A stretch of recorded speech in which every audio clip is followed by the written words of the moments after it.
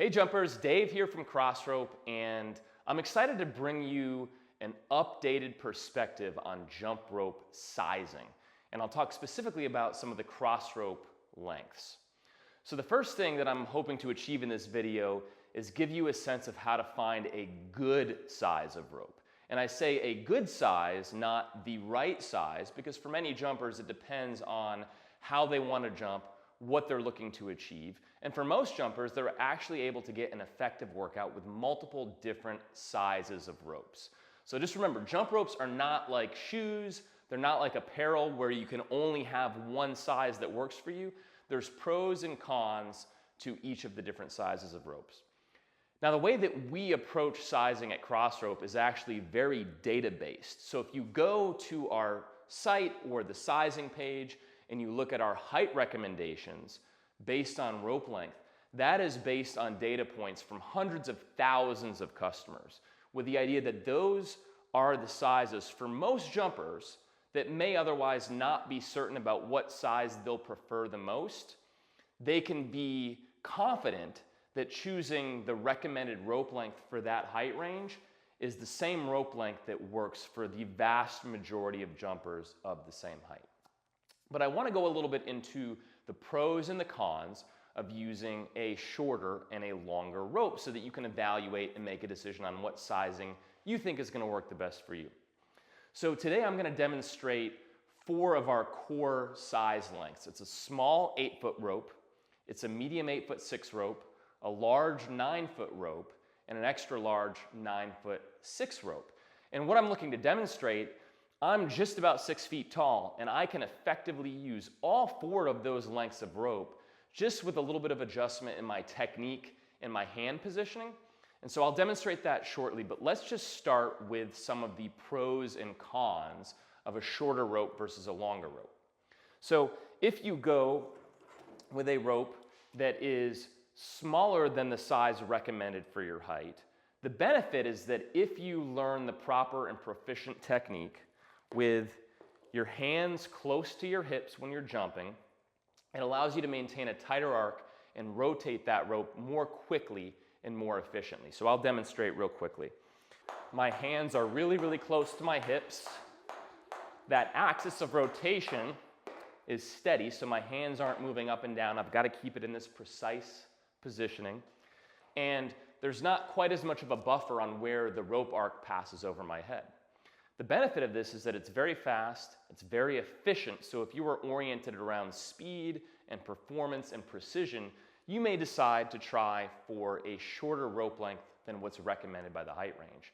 The con is that if you are newer to jumping as a beginner, you may trip up more as you're learning that technique. So if I start jumping and my hands start to come out wide, or they're moving up and down, there's more of a chance that I'm going to get those frustrating trip ups. And so sometimes when you're new to jumping, even if it is the optimal, most efficient length, it's not fun if you're not actually jumping over the rope because you don't have any buffer.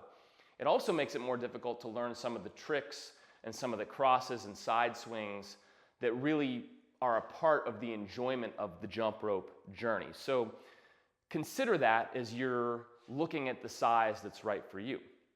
On the other end of the spectrum, I'm going to switch out from this 8-foot rope to our longest rope,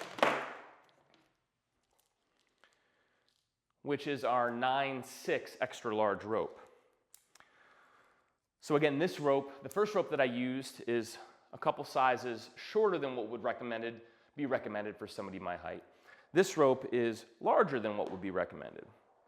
And the benefit to going a little bit longer is that there is more rope length and buffer with which you can manage your hand positioning. So if you are newer to jumping and you're trying to figure that comfortable positioning, there's a lot more latitude with which you can move your hands when you're jumping to make that rope length work.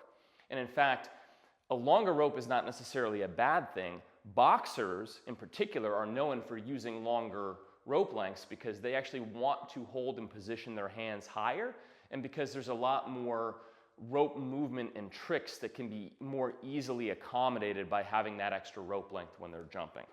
So you can see 2 examples there, one where I hold my wrists up higher, which makes the arc of the rope in the proper position to still strike the ground just below my feet, a lot more buffer above my head on that arc, and it's really enhances the upper body workout because I've got to hold my hands up higher, and that takes greater upper body strength in addition to the fact that it's more difficult to rotate the rope around your body.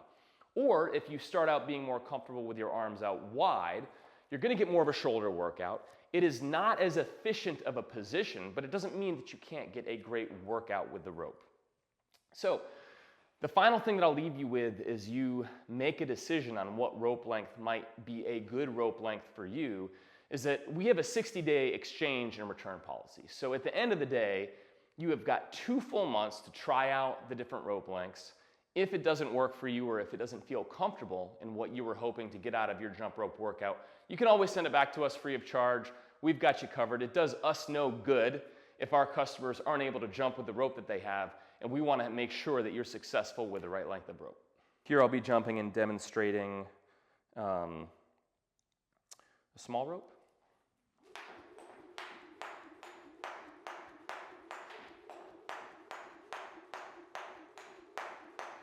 So this is a medium rope.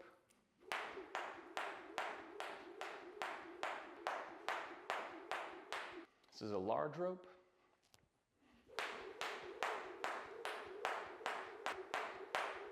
And then extra large.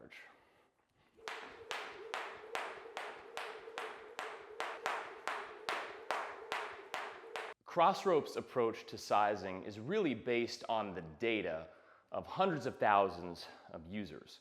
So if you go on our site and you go on one of the pages, you'll see a size drop down with a chart that basically shows what the recommended height range is for each of the various sizes.